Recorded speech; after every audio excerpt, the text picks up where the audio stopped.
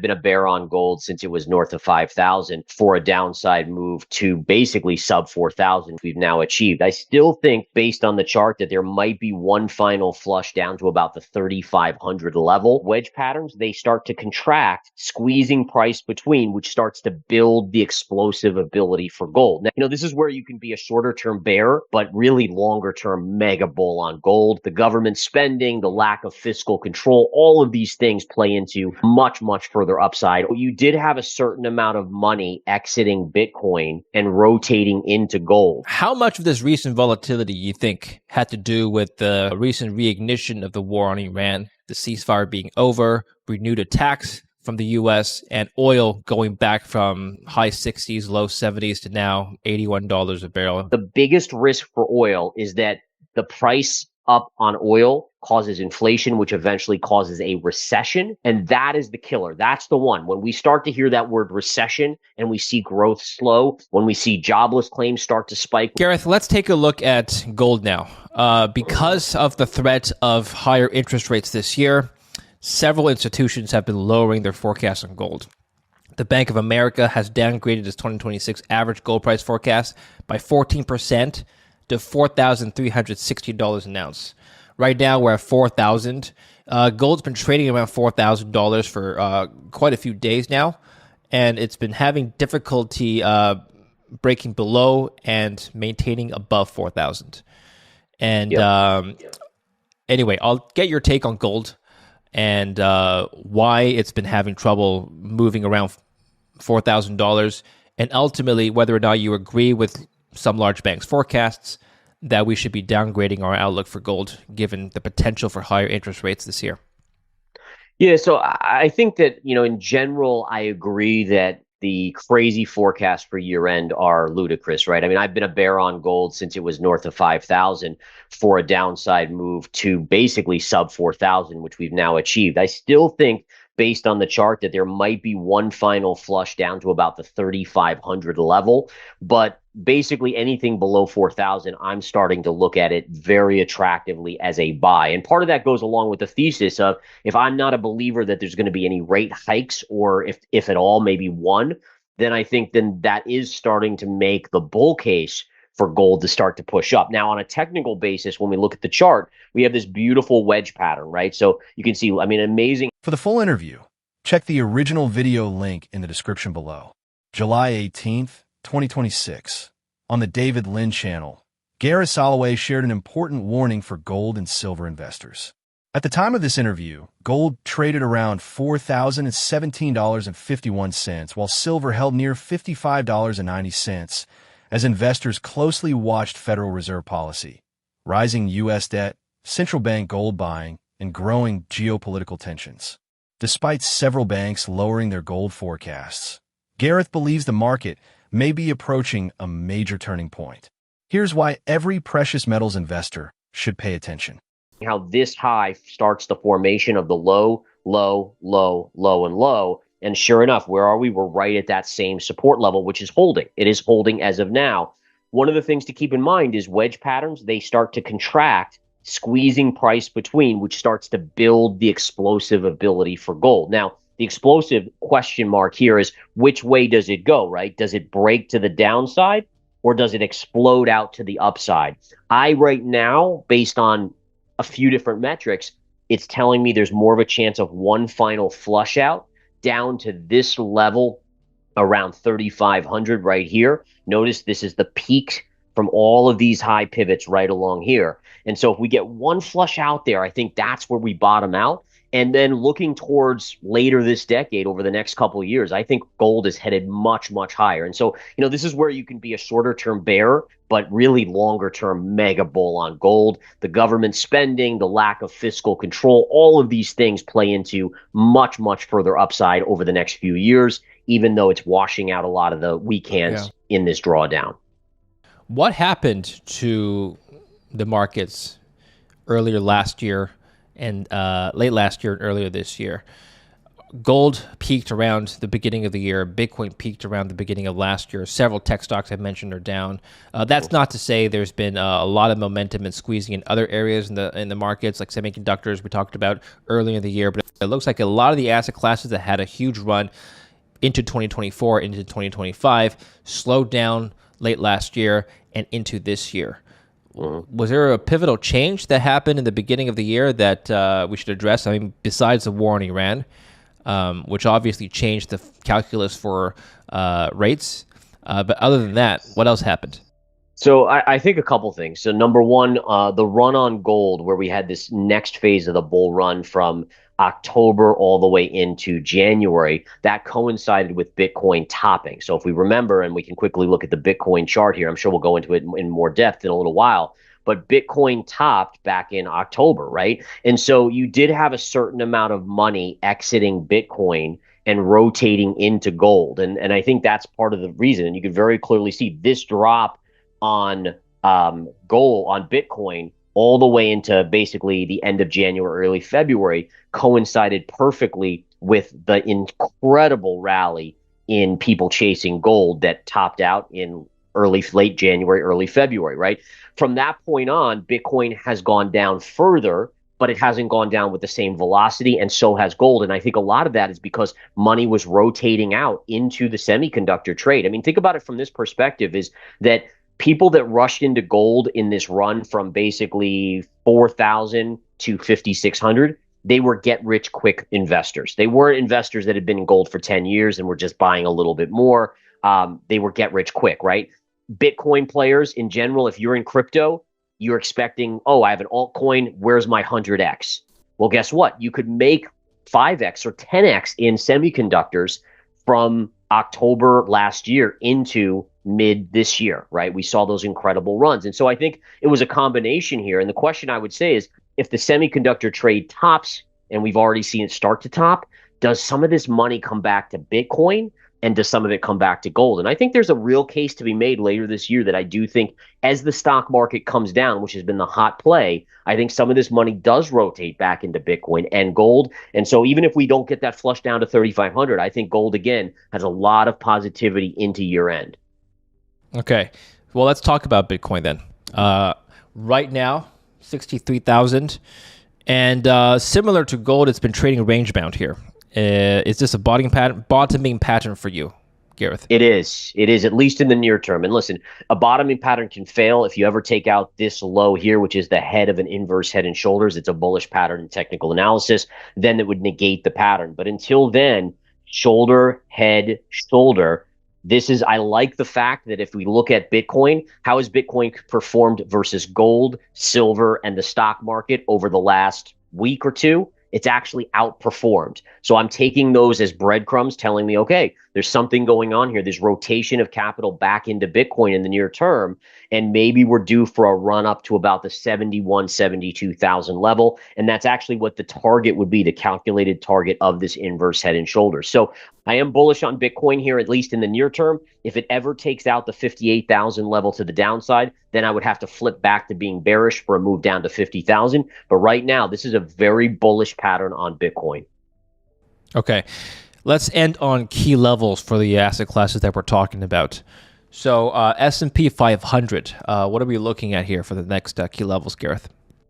So the big level, we talked about it just a little while ago. This one right here at 7,300, guys. As long as the S&P stays above 7,300, I would maintain a bullish bias on the S&P, maybe a little bit more neutral to negative on the NASDAQ because of the tech side of things and the unwind there. But that is your line in the sand. If we break below that, you should head straight to 7,000 because that, again, would be your high pivot from last year.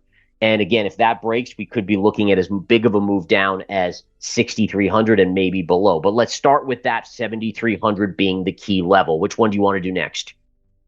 Yeah, NASDAQ as well. NASDAQ composite, let's take a look. So the NASDAQ composite, short term, we very clearly see you have a low pivot right through here at around 25,000. By the way, that's incredible that it's literally at the even number of 25,000. So it's come down to 25 and they've held it above. Come down again, they've held it above. If 25,000 gives way, it's going to act like a dam breaking and you'll see price very quickly decline all the way to 24,000. So about 1,000 point drop there on the NASDAQ. So watch 25,000. Stays above, there's still hope for further bull market action. If it breaks 25, should be a very quick flush to 24,000.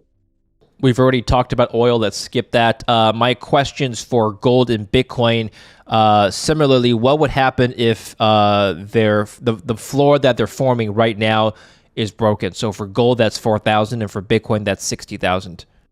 Yep. So if you take out this 3,900 to 4,000 level on a breakdown below this wedge trend line, you're going to head all the way down to this support at 3,500. 3,500 for me would be where I start loading up on long-term holds. I already have some long-term holds that I've held for years and years. This would be my buy and bull opportunity. So watch the 4,000, 3,900 level. If it breaks, goes to 3,500. On the other side, the wedge pattern can break to the upside. If we take out 4,150 or so, you could be headed back towards 5,000 in very quick order. So the wedge pattern, remember, it's like a pressure cooker. It's squeezing price.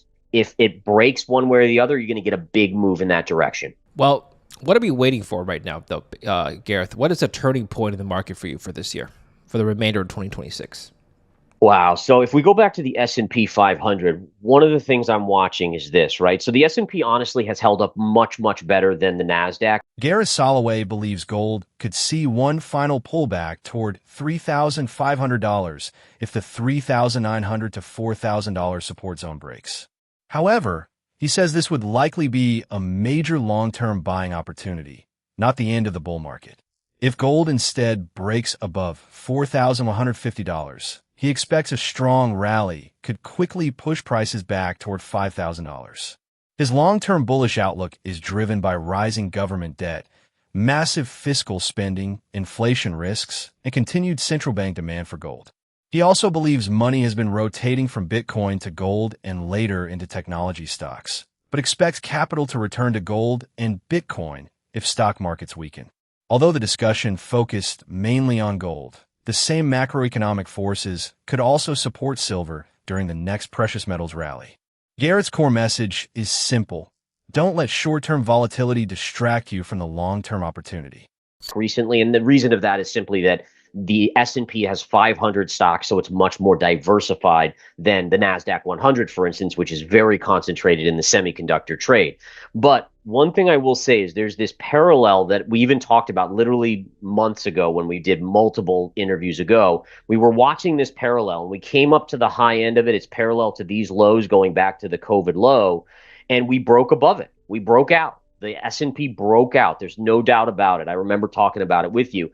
Notice how we broke out and we came back in and we held this line. We then bounced up. We came back in, we held it again, and we're up here. As long as we remain above this trend line, you got to give the S&P the benefit of the doubt. As much as I think the markets will slow later this year, from a technical perspective, the markets are still above this trend line, which is around 73.30 or so. As long as that stays there, technically the market is strong, at least on the S&P 500. If it breaks below that, that's where things start to fall apart and markets likely come down much, much harder and faster. So again, that is the line in the sand for me. As long as we stay above, I think the S&P can hang in there. If we break here, which I unfortunately think eventually we will, that's where you want to get really conservative and move over to a lot of cash. How much of this recent volatility you think had to do with the recent reignition of the war on Iran, the ceasefire being over, renewed attacks from the U.S., and oil going back from high 60s, low 70s to now $81 a barrel in a pretty short amount of time? So I think a little bit of it. I think for the most part, as we saw even when oil was up in the $100+ range, the S&P and the NASDAQ were basically near or at all-time highs. And the old thought process is, well, the semis, right? The old adage, another adage is that where the semis go, the markets follow. And I think that's very true right now, is that, yes, oil has come way down, which is helpful for inflation and the Fed maybe not having to hike, but now we're seeing oil go back up. And now maybe the Fed might be forced to hike anyways. But you still look at the markets, and the markets today are down. Why? Is it because oil's up? Or is it because the semiconductors got hammered early in the day and now semis are bouncing, the market's bouncing? And so I would say that I think there's a point here where the biggest risk for oil is that the price up on oil causes inflation, which eventually causes a recession. And that is the killer. That's the one. When we start to hear that word recession and we see growth slow, when we see jobless claims start to spike, when we see the jobs data start to get, in terms of losing jobs worse, that's where the price of oil is going to be scrutinized and mean much more. At this point, I don't think that a lot of this volatility recently is because of oil, just like we didn't see it back when it was north of 100, having a massive impact on the volatility in the markets. Would it change your view on the Fed policy, which we talked about earlier, their willingness to hike rates more than once if we see oil continuing to go higher? Yes, I do think so. So there's no doubt about it is that if oil pushes back north of 100 and stays there, that's going to have a longer term impact on inflation, and the Fed probably would have to act in that regard. I don't anticipate it. I've already, so one of the things here is there's a gap fill right here on the chart at around 67. That's exactly where price went, and then we've gotten this move. I plan to short oil if it gets up to about 87 right here. I still am in the camp that the president is very hyper aware, as we saw by his speech last night, that the midterms are coming up quickly, and he is going to do whatever he has to do to get that oil price down. So if we get to 87, I'm going to short it. I think we come right back in. I do not anticipate oil going back above 100 this year. I would be very, very surprised. And you can hold me to that in our next interview, that if oil goes above, I'd be wrong. But I think it stops at 87-ish or so. And I think by the midterms, we're back to the 60s. Is that dependent on the situation in Iran, or is that just looking at the technicals, you think it's very difficult to break above 90 here? Yeah, very, very difficult. So it's a combination, right? So again, it's understanding the box that the president's in because he has to care about the midterms and trying to keep the power in the Senate and the House. So he's not going to escalate to troops on the ground, or if it is, it's going to be very quick, very in and out types of situation. And also, if we look at the technicals on the chart here, look at how oil kept hammering on this zone right here on a technical analysis basis. When you hammer this much and then break, it is very hard. Like, you can go back to that level, but then price, I would say about 80% of the time, 75% of the time, gets rejected off of that level. So the combination of the two give me a very high probability that oil probably stays below 87, 88, maybe touches it, and that's where I would short. What happens when we have the Fed raising rates? Let's talk about that for a minute. 2022 was a year that I think we all remember as bad for all asset classes that we track, pretty much all of them, the bigger ones at least. And people are talking about the very strong possibility of raising rates. The Fed's talking about that. And I'll ask you to comment on the degree to which they'll raise rates, because 2022 saw many rate hikes. This might not be the same. And if it's only one or two and 25 to 50 basis points, maybe we won't see that kind of sell-off if we saw in 2022. What do you think? So the data that I'm looking at, and just knowing how the Federal Reserve operates, is they're talking a tough game here. I would at most expect one rate hike the end of this or later in this year, and possibly no rate hikes and even cuts as early as next year. And so I get that, you have Kevin Warsh coming out and talking real tough. He obviously has the Fed board that votes on rate hikes, and they're still talking tough. But in my humble opinion, is he is going to fight rate hikes very harshly because of the Trump appointment. He has to kind of answer to the president, as weird as that sounds. I know he's supposed to be independent, but at the same time, Trump was very clear that he was not going to be appointing anyone who was going to raise rates, right? And he always, think about what the president says. Anytime we see the stock market selling on good economic news, he has an issue with that. He takes an issue with that because he says, well, this is good. It should make the markets go up. And so it's very unlikely that we will get rate hikes, maybe one this year. But with my analysis showing that we're likely going to see an economic weakness towards the end of the year, it could pivot very quickly towards cuts in 2027. Gareth Soloway believes the biggest opportunity may come after the final shakeout, not before it. His advice is to stay patient, manage risk, and focus on the long-term fundamentals rather than daily price swings. What do you think? Will gold fall to $3,500 first? Or is the next rally already beginning? And could silver outperform gold in the next bull market? Let us know in the comments below. If you enjoyed this analysis, don't forget to like, subscribe, and turn on the notification bell for more updates on gold, silver, and the global economy. Thanks for watching, and we'll see you in the next video.